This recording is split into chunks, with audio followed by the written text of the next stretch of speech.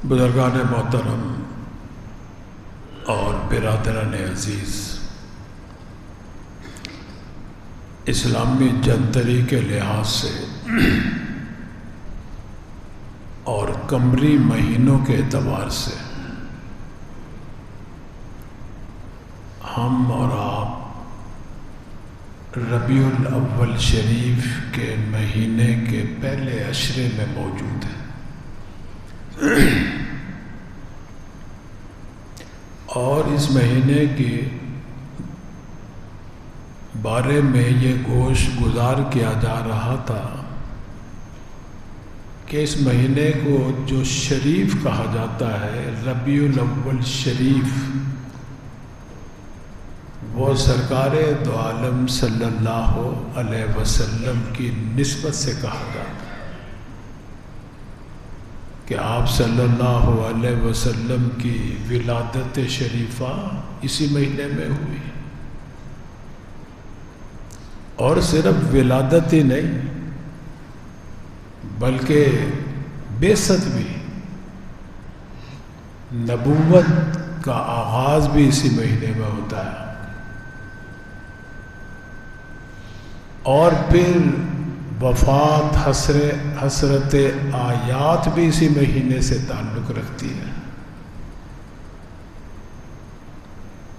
بالکل اسی طرح جس طرح آج کا دن ہے، اس کو ہم کہتے ہیں جمعۃ المبارک، منگل کے ساتھ، بدھ کے ساتھ، پیر کے ساتھ، اتوار کے ساتھ، ہفتے کے ساتھ نہیں لگاتے مبارک، جمعے کے ساتھ لگاتے ہیں جمعۃ المبارک،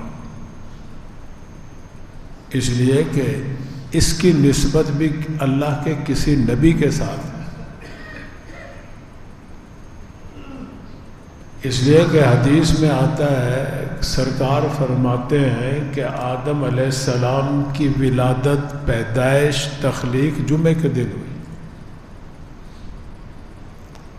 اور پھر جمعے کے دن ہی ان کو جنت میں سکونت عطا فرمائی گئی، اور پھر جمعے کا دن ہی تھا جب حبوط آدم ہوا، جنت سے زمین پر تشریف لائے، وہ بھی جمعے کا دن تھا۔ تو اس دن کی نسبت ہے ابو البشر سیدنا آدم علیہ السلام کے ساتھ، برکت آ گئی اس میں، فضیلت آ گئی اس میں۔ تو میں عرض یہ کر رہا تھا کہ نسبت سے ضرور اثر آتا ہے منسوب الیہ کا، جس کی طرف آپ نسبت کریں گے، خواہ وہ کوئی جگہ ہو، روئے زمین کا کوئی حصہ ہو، خواہ وہ زمانے کا کوئی حصہ ہو، زمین کا کوئی حصہ ہو یا زمانے کا کوئی حصہ ہو۔ قرآن کریم میں اللہ تعالیٰ نے بعض چیزوں کی قسم کھائی ہے، اور ہمارے اور آپ کے لیے تو حکم ہے کہ ہم کسی مخلوق میں سے کسی کی قسم نہیں کھا سکتے۔ باپ کی قسم نہیں کھا سکتے، ماں کی قسم، نبی کی قسم، رسول کی قسم نہیں قسم کھا سکتے، اجازت ہی نہیں، صرف اللہ کی ذات کی یا اس کے صفات میں سے کسی صفت کی قسم کھا سکتے۔ قرآن کریم کی قسم کھانا جائز ہے، کیوں؟ کہ اللہ تعالیٰ کی صفت ہے، وہ کلام اللہ ہے نا، اللہ کی کلام ہے وہ، اس لیے جائز ہے۔ ورنہ ہمارے اور آپ کے لیے مسئلہ یہ ہے کہ مخلوقات میں سے بڑے سے بڑا ولی اللہ کو، غوث، قطب، ابدال بھی کیوں نہ ہو، نہیں قسم کھا سکتے، بڑے سے بڑا کسی کا دربار کیوں نہ ہو، نہیں قسم کھا سکتے دربار کی، صرف اللہ کی ذات کی، اللہ کی صفت کی قسم کھا سکتے۔ لیکن اللہ تعالیٰ کے لیے یہ حکم نہیں ہے۔ اللہ تعالیٰ مخلوقات میں سے چاہے جس کی چاہے قسم کھائیں، جائز ہے اللہ کے لیے، اور کھائی ہے۔ قرآن کریم میں سورج کی قسم کھا رہے ہیں، چاند کی قسم کھا رہے ہیں، رات کی قسم کھا رہے ہیں، دن کی قسم کھا رہے ہیں، گھوڑوں کی قسم کھا رہے ہیں. اسی طرح اللہ تعالیٰ نے مکہ شہر کی بھی قسم کھائی ہے. کیوں کھائی قسم؟ اللہ تعالیٰ جہاں بھی کوئی مخلوق میں سے کسی مخلوق کی قسم کھاتے ہیں تو اس کی عظمت بتلانا مقصود ہوتا ہے. یہ مقصد نہیں کہ میں سچ کہہ رہا ہوں. ہم اور آپ تو اس لیے قسم کھاتے ہیں نا دوسرے کو اعتبار دلانے کے لیے نہیں. اللہ تعالیٰ جب کسی چیز کی قسم کھاتے ہیں اس چیز کی عظمت بیان کرنے کے لیے، فضیلت بیان کرنے کے لیے، برکت بیان کرنے کے لیے کھاتے ہیں. دیکھو مکہ المکرمہ میں جب اللہ نے اپنا گھر بنایا، ایک شہر ہی تھا نا جیسے اور روئے زمین پر شہر آباد تھے، مکہ بھی ایک شہر تھا. لیکن جب اللہ نے اپنا وہاں گھر بنایا، سب سے پہلا گھر روئے زمین پر، تو اللہ تعالیٰ نے اس مکے کو برکت والا بنا دیا. خود اللہ تعالیٰ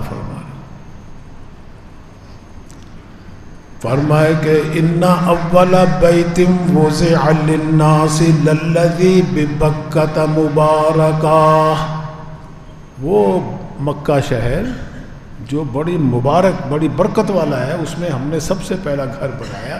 اس گھر کی وجہ سے اللہ نے اس کو برکت والا بنا دیا. اب تک برکت والا چلا آ رہا ہے. اللہ نے جب برکت رکھی کوئی ختم نہیں کر سکتا.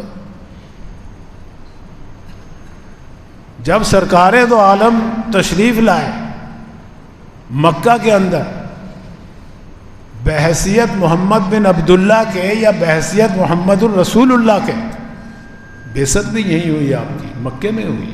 اعلان نبوت مکے میں ہی کیا آپ نے سب سے پہلے. تو پھر اللہ تعالیٰ اس کی عظمت بیان کر رہے قسم کھا کر. فرمائے کہ والتین والزیتون وطور سینین وہذا البلد الامین، اس امن والے شہر کی بھی میں قسم کھاتا ہوں جہاں اللہ کے حبیب پیدا ہوئے. تو مکہ کی نسبت بڑھ رہی ہے سرکار دو عالم صلی اللہ علیہ وسلم کی ولادت کی وجہ سے بھی اور اللہ کے گھر کی وجہ سے بھی. بلکہ آپ اگر اسلام کی تاریخ پر یا اسلام کے شعائر پر نظر ڈالیں تو آپ کو یہی نسبت نظر آئے گی، یا اللہ کے ساتھ یا اللہ کے کسی حبیب کے ساتھ یا کسی نبی کے ساتھ، کسی رسول کے ساتھ، جس کی وجہ سے اس جگہ میں بھی فضیلت آ گئی، اس گھڑی کے اندر بھی فضیلت آ گئی. آپ یہاں نماز پڑھتے ہیں اس مسجد میں، حاصل پور کی جامع مسجد ہے، مرکزی جامع مسجد ہے. ایک نماز پڑھو گے ایک نماز کا ثواب ملے گا، جماعت کے ساتھ پڑھو گے تو 27 نمازوں کا ثواب مل جائے گا. اگر یہی نماز آپ مسجد اقصی میں جا کے پڑھو گے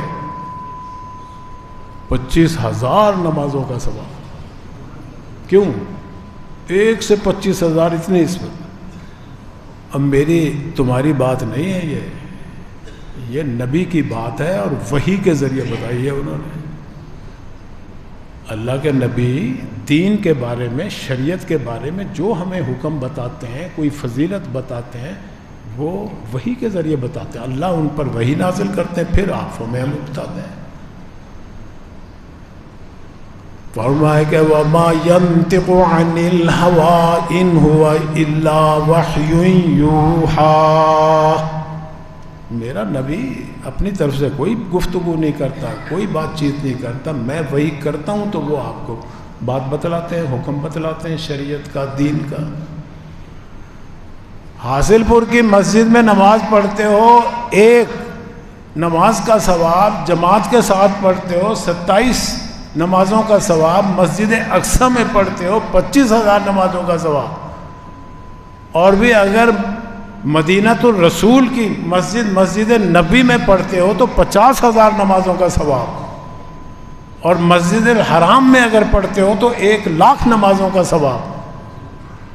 جماعت سے پڑھو گے تو 27 لاکھ کا بنے گا۔ کیا وجہ ہے؟ یہ کیوں اتنی قدر ویلیو بڑھ رہی ہے ایک نماز کی؟ نسبت کی وجہ سے۔ اس جگہ کی نسبت بڑی اونچی ہے۔ آپ دیکھو مکہ میں ایک پانی ہے، آب زمزم، پانی ہے نا، ہمارے ہاں بھی پانی نکلتا ہے زمین سے، وہ بھی زمین سے ہی نکل رہا ہے۔ تو کیا وجہ ہے؟ وہ کیوں مبارک ہو گیا، کیوں متبرک ہو گیا؟ وہ بھی تو پانی ہے، پیتے ہیں تو پیاس ہی بجھتی ہے۔ یہاں کا پانی بھی، اس سے بھی پیاس بندہ سیراب ہوتا ہے۔ اس میں برکت کیوں آ گئی؟ اس میں اتنی صحت تندرستی کیوں آ گئی؟ وہ شفا کا باعث کیوں بن گیا؟ اس لیے کہ اس پانی کو ایڑیاں لگی ہیں ایک نبی کی۔ ابھی وہ شیرخوار بچے ہیں، ابھی نبی نہیں، نبی تو نبی ہوتا ہے، ماں کے پیٹ میں بھی نبی ہوتا ہے، اس سے پہلے بھی نبی ہوتا ہے، آدم کی پشت میں بھی نبی ہوتا ہے، عالم ارواح میں بھی نبی ہوتا ہے۔ وہ جس کو اللہ نے نبی بنانا ہوتا ہے، جس کا انتخاب کرنا ہوتا ہے، جس کو دنیا میں اعلان نبوت کا حکم دینا ہوتا ہے، اللہ شروع سے ہی منتخب کر لیتا ہے۔ اب وہ پانی کی جب ضرورت پیش آئی، اماں ہاجرہ ادھر دیکھ رہی ہیں، ایک پہاڑی تھی، اس پہ چڑھ کے کوئی ادھر ادھر کہیں پانی کا کوئی آثار نظر آ جائے، میں جا کے اپنے بیٹے کو پلاؤں۔ کبھی ادھر اس پہاڑی پہ جا رہی ہیں، کبھی اس پہاڑی پہ جا رہی ہیں۔ بیٹے کی، ماں کی ممتا ہے، پیاس لگی ہوئی ہے اس کو، لیکن بھائی وہ جب اپنے پاؤں مار رہے ہیں زمین پہ، اللہ نے وہاں سے چشمہ جاری کر دیا۔ آج تک قائم ہے، آج تک برکت چلی آ رہی، قیامت تک قائم رہے گا۔ بالکل اسی طرح یہ جو صفا اور مروہ، جس کو اللہ تعالیٰ قرآن کریم میں کہہ رہے ہیں کہ اگر حج کرو، عمرہ کرو تو تم چکر بھی لگاؤ اس کے، تم بھی دوڑو یہاں ادھر ادھر، کیوں؟ وہ بھی تو پہاڑیاں ہی ہیں، وہ بھی ایک پہاڑی، یہ بھی پہاڑی۔ ہمارے ہاں شمالی علاقہ جات میں بے شمار پہاڑ ہیں، ان کا تو نہیں اللہ نے حکم دیا کہ جاؤ مری میں چکر لگا کے آؤ ہر سال، کسی جگہ نہیں حکم دیا، نہ کسی نبی نے حکم، اس کا حکم دے رہے ہیں اللہ تعالیٰ۔ فرمائے کہ ان الصفا والمروۃ من شعائر اللہ، صفا اور مروہ یہ دونوں پہاڑیاں اللہ کے شعائر میں سے ہیں، اللہ کے نشانیوں میں سے ہیں۔ اس کی عظمت اللہ نے بنائی ہے، ان میں برکت اللہ نے رکھی ہے۔ اب تم میں سے کوئی حج کرے یا عمرہ کرے، ضروری ہے وہ اس کے ارد گرد چکر لگائے۔ وہاں آپ اس پہاڑی پہ چڑھ کے جب دعا کرتے ہو، اللہ دعا قبول کرتے ہیں۔ اس پہاڑی پہ چڑھو گے، دعا کرو گے، اللہ وہاں بھی قبول کریں گے۔ اللہ تو ہر جگہ ہے، وہاں قبولیت کے وعدے ہیں۔ کیوں؟ کہ اللہ کی ایک بندی نے وہاں دوڑ لگائی تھی، اللہ کو اتنی ادا پسند آئی کہ قیامت تک کے لیے اللہ نے اس ادا کو زندہ رکھا۔ تو اس کی پہاڑیوں کی نسبت ہی ہاجرہ علیہ السلام کے ساتھ ہے۔ آپ میں سے بہت سے لوگ حج کرنے گئے ہوں گے، عمرہ کرنے بھی گئے ہوں گے، اللہ جو نہیں گیا ان کو توفیق عطا فرمائے۔ جب جاؤ گے تو پتہ چلے گا تمہیں کہ جب بیت اللہ کا طواف کیا جاتا ہے، 7 چکر لگائے جاتے ہیں، اس کے بعد 2 نفل پڑھنا واجب ہے، ضروری ہے۔ جہاں پڑھ لو مسجد حرام میں، لیکن بھی وہاں ہی مسجد حرام کے اندر ایک جگہ، ایک خاص جگہ ایسی ہے، وہاں پڑھو گے تو زیادہ ثواب۔ کیوں؟ اللہ حکم دے رہے ہیں اس کا۔ فرمایا کہ وَاتَّخِذُوا مِن مَّقَامِ إِبْرَاهِيمَ مُصَلًّى، جہاں ابراہیم کھڑے ہو کے میرے گھر کو تعمیر کرتے ہیں نا، اس جگہ کو اگر نماز کی جگہ بناؤ گے ثواب زیادہ دوں گا تمہیں۔ اس لیے کہ میرے خلیل کے ساتھ اس جگہ کی نسبت ہو گئی. تو دیکھو جگہ کے ساتھ کسی نبی کی نسبت ہو جائے وہ برکت والی، اس کی فضیلت بڑھ جاتی ہے. اسی طرح زمانے میں سے کسی گھڑی کی نسبت ہو جائے اس میں بھی اللہ تعالیٰ فضیلت رکھ دیتے ہیں. آج ابھی بھی تم 2 رکعت نفل پڑھو گے تو نفلوں کا ہی ثواب ملے گا تمہیں. 2 نفل پڑھو گے 2 کا ثواب، 4 نفل پڑھو گے 4 کا ثواب. اور بھی اگر رمضان شریف میں اگر نفل پڑھو گے تو 2 فرضوں کا ثواب ہے. اور اگر فرض پڑھو گے رمضان شریف میں، آج فرض پڑھو گے تو 1 ہی فرض کا ثواب. رمضان شریف میں فرض پڑھو گے تو 1 فرض کا 70 فرضوں کے برابر ثواب. کیوں؟ اس لیے کہ رمضان کے مہینے کی نسبت اللہ نے اپنی طرف کی ہے. رمضان و شہر اللہ، اللہ نے اپنی کلام نازل کی، اس میں اپنی صفت کو نازل کیا. فرمایا کہ شہر رمضان الذی انزل فیہ القرآن، رمضان میں ہم نے قرآن نازل کیا. تو اس مہینے کی نسبت اللہ کی صفت کے ذریعے اللہ کی ذات کے ساتھ ہو گئی. تو وہاں اللہ نے تمہاری عبادات کی قدر، قیمت، ویلیو بڑھا دی. نفل فرضوں کے برابر، فرض 70 فرضوں کے برابر. یہ زمانے کی مثال دے رہا. تو میں عرض یہ کر رہا تھا کہ جس چیز کی نسبت اللہ کے کسی محبوب کے ساتھ ہو جائے، کسی نبی کے ساتھ ہو جائے، اللہ تعالیٰ اس کے مقام کو بڑھا دیتے ہیں. اسی سلسلے میں عرض کر رہا تھا گزشتہ جمعے کہ سرکار دو عالم صلی اللہ علیہ وسلم اس وقت جس جگہ تشریف فرما ہے، اس جگہ کا مقام بھی اللہ نے عرش معلیٰ سے زیادہ رکھ دیا. اس لیے کہ نبی قبر میں زندہ ہوتا ہے. ہمارا تو یقین ہے ان کا جسم محفوظ معمون موجود ہوتا ہے، زمین نہیں کھاتی ان کو. باقی زندگی جو ہوتی ہے نا، زندہ جو کہتے ہیں نا، وہ اس لیے کہ اور کوئی لفظ ہے نہیں ہمیں آپ کو سمجھ آ جائے ان کی زندگی کا. اللہ تعالیٰ سمجھانے کے لیے یہی مثالیں دیتے ہیں، انہی چیزوں کا نام ذکر کرتے ہیں جو دنیا کے اندر ہے. مثلا اللہ تعالیٰ جنت کے اندر ہمیں پھل دیں گے، انگور بھی ہوگا، انار بھی ہوں گے، انجیر زیتون بھی ہوں گے، ہر قسم کا پھل ملے گا. اب وہاں کا پھل کو ان پھلوں پر قیاس کرنا جو دنیا کے سیب ہیں، انار ہے، کیل، ہرگز جائز نہیں. وہ ہمارے خواب و خیال میں بھی نہیں ہے. ان کی نہ جسامت ایسی ہوگی، نہ شکل و صورت ایسی ہوگی، نہ ان کا ٹیسٹ اور ذائقہ ایسا ہوگا. ہر چیز ان کی مختلف ہوگی. وہ ہمارے کسی کے حس میں نہیں ہے، کسی کے ذہنوں میں نہیں ہے، کہ دماغ میں نہیں ہے، کسی کی نظروں سے نہیں گزری اس کی ساخت.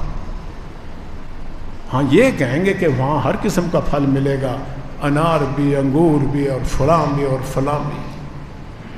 بالکل اسی طرح ہم یہ کہ ہمارا ایمان ہے سرکار زندہ ہے، لیکن ان کی زندگی ہرگز ایسی نہیں ہے جیسے ہم اور آپ ہیں.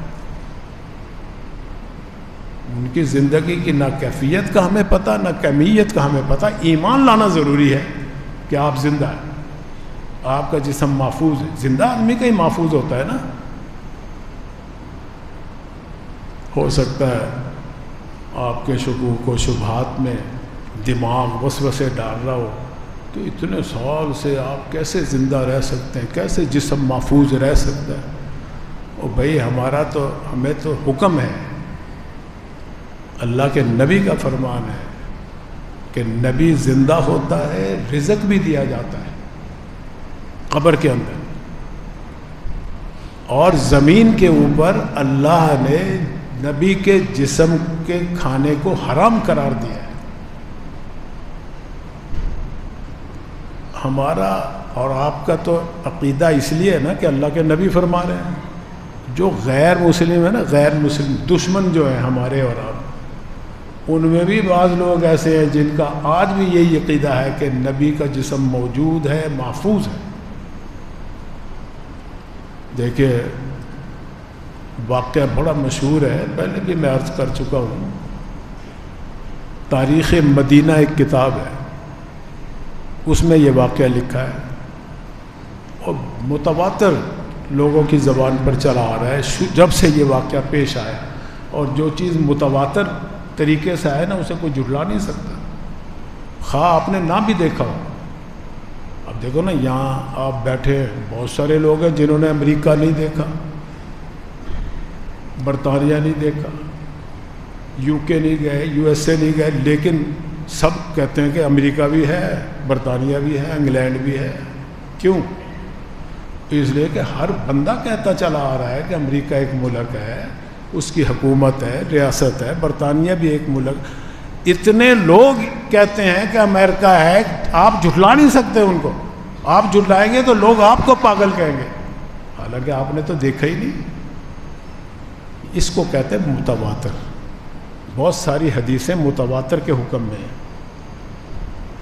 متواتر حدیث اسے ہی کہتے ہیں کہ ہر دور میں لوگ اس کو بیان کرنے والے ہوں کہ جنہیں جھٹلایا نہ جا سکے، اتنی تعداد ہو. یہ واقعہ بھی متواتر ہے تاریخی اعتبار سے کہ اس کو جھٹلایا نہیں جا سکتا. کیا یہ تقریباً سرکار دو عالم صلی اللہ علیہ وسلم کو 500-600 صدیاں گزر گئیں آپ کی وفات حسرت آیات کو. اس کے بعد کا واقعہ ہے کہ 2 آدمی مراکش کے کرسچن تھے، عیسائی تھے. وہ آئے مدینہ منورہ میں، ایک مسجد نبی کے قریب ایک گھر کرائے پہ لے لیا. سارا دن عبادت کرتے، مشہور ہو گئے، بڑے عابد ہیں جی، بڑے زاہد ہیں جی، بڑے متقی ہیں، پرہیزگار ہیں، کوئی لالچی نہیں، کسی سے کوئی پیسہ نہیں لیتے، کوئی چندہ نہیں لیتے. بڑا مشہور ہو گئے. کام کیا تھا ان کا؟ سارا دن عبادت کرتے، رات کو وہ اپنے گھر سے سرنگ نکال رہے تھے سرکار دو عالم صلی اللہ علیہ وسلم کی قبر کی طرف. ساری رات مٹی نکالتے اور پھر اس کو اٹھا کے بوریوں میں بھر کے جنت البقیع میں جا کے قبروں پہ بکھیر دیتے، ادھر ادھر بکھیر دیتے. کئی دنوں سے یہ کام کر رہے، کسی کی گرفت میں نہیں آئے، کسی کو پتہ نہیں چلا، علم نہیں ہوا. جب بالکل قریب پہنچنے لگے تو وہ اس دور کا جو بادشاہ تھا، وہ نور الدین زنگی اس کا نام تھا. خواب کے اندر اللہ تعالیٰ خواب کے اندر سرکار دو عالم صلی اللہ علیہ وسلم کی زیارت کروا رہے اسے. آپ صلی اللہ علیہ وسلم تشریف لائے اور اس کو فرماتے ہیں، نور الدین، تیری حکومت میں مجھے یہ 2 بندے تکلیف پہنچانے کی کوشش کر رہے ہیں،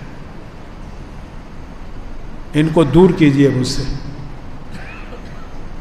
انہوں نے جو خواب، اور اس کی شکل و صورت دکھائی گئی، سرخ رنگ، انگریزوں جیسے انگریز کا رنگ ہوتا ہے. اب اس کی تو آنکھ کھل گئی، نور الدین زنگی کی، بے چین ہو گیا. صبح ہوئی، وزیر سے مشورہ کیا، اس نے کہا کہ ضرور کوئی حادثہ پیش آ رہا ہے مدینہ منورہ میں، آپ وہاں اپنے لشکر کو لے کے جائیں اور وہاں جا کے معلوم کریں.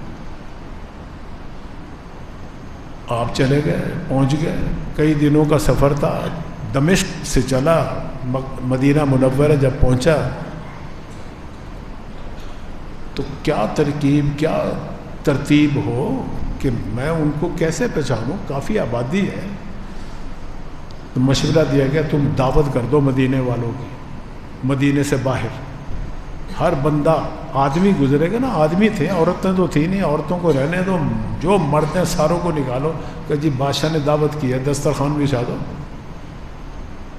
بادشاہ ایک گیٹ بنا کے، ایک ہی راستہ بنا کے وہاں بیٹھ گیا. لوگوں کو، اس کے جو ہرکارے تھے وہ لا رہے ہیں ادھر سے گزار رہے ہیں کہ چلو بھی بادشاہ کی دعوت ہے، مہمان نوازی ہے آپ کی، آ جاؤ بھائی. آ رہے ہیں، جا رہے ہیں، آ رہے ہیں، آ رہے ہیں. بادشاہ دیکھ رہا ہے سارا مدینہ خالی ہو گیا، لیکن وہ شخص نہیں نظر آئے جن کو سرکار نے دکھایا تھا کہ یہ تکلیف دے رہے ہیں مجھے. بڑی مشکل کے بعد بادشاہ بڑا پریشان ہوا، پوچھا بھائی سارے آ گئے واپس؟ جی سب آ گئے. بھائی دیکھو تو صحیح جا کے کوئی کونے قدرے میں کہیں اور تو بندہ بیٹھا ہو. نہیں بھائی نہیں، سارے آ گئے. بہت تحقیق اور تفتیش کے بعد پتہ چلا کہ 2 بندے اپنے اپنے گھر کے اندر ہی ہیں، وہ کسی کی دعوت پہ نہیں جاتے. آ کے بتایا گیا کہ وہ بڑے زاہد ہیں، بڑے عابد ہیں، بڑے متقی پرہیزگار ہیں، وہ کسی کا کھانا قبول نہیں کرتے، اپنا پکاتے ہیں، اپنا کھاتے ہیں. نور الدین زنگی بادشاہ کہنے لگا بس مجھے تو انہی کی ضرورت ہے، انہیں لے کے آؤ میرے سامنے. اب جب لے کر آئے تو پہچان لیا، کہتے یہی تو ہیں وہ سرخ رنگ چہرے والے جو مجھے خواب میں دکھائے گئے. بس گرفتار کر لیا. گرفتار کرنے کے بعد پھر پوچھا گیا ان سے. اب وہ مانتے ہی نہیں تھے کہ نہیں جی بھائی بتاؤ نا، کوئی تم نے جرم کیا ہے یہاں، کسی کو قتل کیا ہے، کسی کو بے ادبی کی ہے، کون سا جرم کیا ہے کہ مجھے خواب میں زیارت ہو رہی ہے اور دکھایا گیا تمہیں کہ ان کو دور کرو مدینے سے. بڑی مشکل سے مانے وہ کہ جی ہمیں اس مقصد کے لیے بھیجا ہے ہماری حکومت نے. اب جب جا کے تحقیق کی، دیکھا ان کے گھر میں قالین بچھا ہوا، مصلی بچھا ہوا، نیچے سرنگ ہے اور بہت سرنگ. وہ خود نور الدین زنگی بھی اس سرنگ کے اندر سے گیا، دیکھا تو بالکل قبر مبارک کے قریب پہنچ چکے تھے. کیوں پہنچے؟ پھر نور الدین زنگی نے آپ کے قدم مبارک کو بوسہ دیا اور چاروں طرف خندق کھدوا کے سیسا پلائی ہوئی دیوار بنا دی جو آج تک موجود ہے کہ قیامت تک کوئی لاش آپ کی میت آپ کے جسد اطہر کو یہاں سے نکالے نا. واقعہ سنانے کا مقصد یہ ہے کہ ہمارا تو عقیدہ ہے، ایمان ہے کہ آپ کا وجود محفوظ ہے، مامون ہے. یہ تو غیر مسلم تھے، کرسچن تھے، 600 سال بعد بھی ان کو بھی پتہ ہے کہ بھی نبی کا جسم کو زمین نہیں کھاتی. وہ وہاں سے نکال کر لے جانا چاہتے تھے مسلمانوں کو رسوا کرنے کے لیے کہ کہاں ہے تمہارا نبی، کہاں ہے؟ کہتے ہو زندہ ہے، ان کی میت موجود ہے، محفوظ ہے. تو یہ انہیں بھی یقین تھا، تو یہ منصوبہ بنایا نا انہیں کہ نبی زندہ ہوتا ہے، نبی کا جسم محفوظ ہوتا ہے، موجود ہوتا ہے. ورنہ اتنی محنت کرنے کی، یہ منصوبہ اور سازش کرنے کی کیا ضرورت تھی عیسائیوں کو؟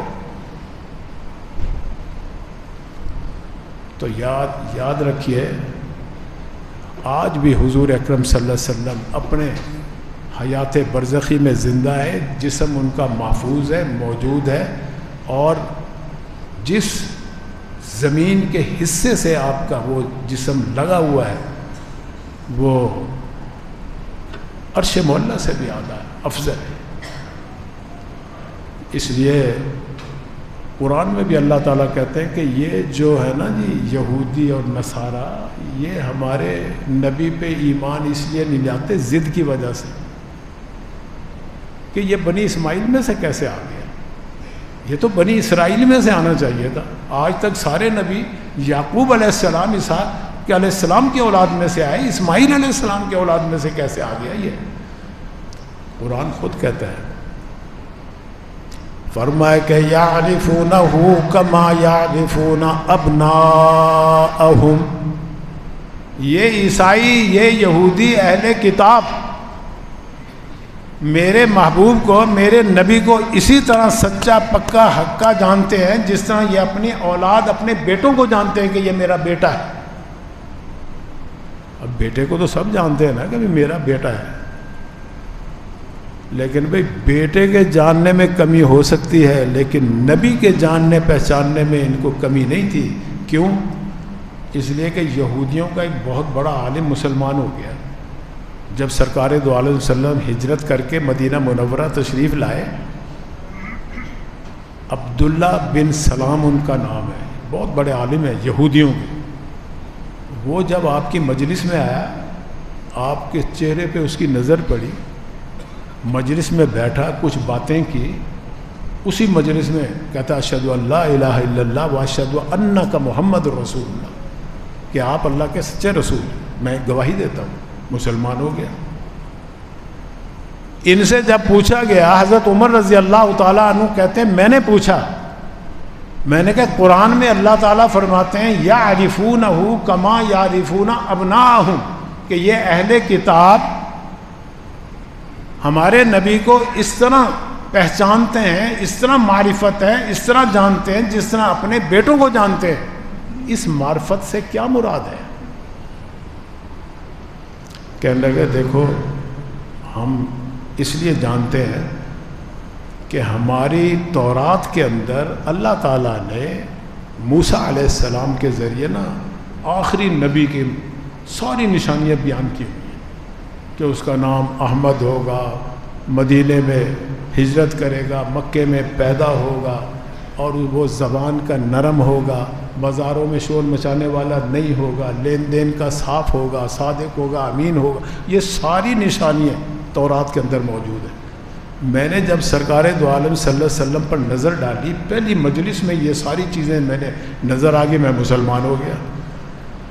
اللہ نے جو اپنی کتاب کے اندر سرکار کی جو نشانیاں بیان کی ہیں، اس میں 1% بھی کمی نہیں ہو سکتی، جھوٹی نہیں ہو سکتی، وہ سچی ہے۔ وہ معرفت سچی ہیں جو اللہ کے ذریعے، وحی کے ذریعے ہمیں ملی ہے، اور جو ہمیں اپنے بیٹوں کے بارے میں معرفت ملتی ہے کہ یہ تیرا بیٹا ہے، اس میں جھوٹ کی ملاوٹ ہو سکتی ہے۔ کیوں؟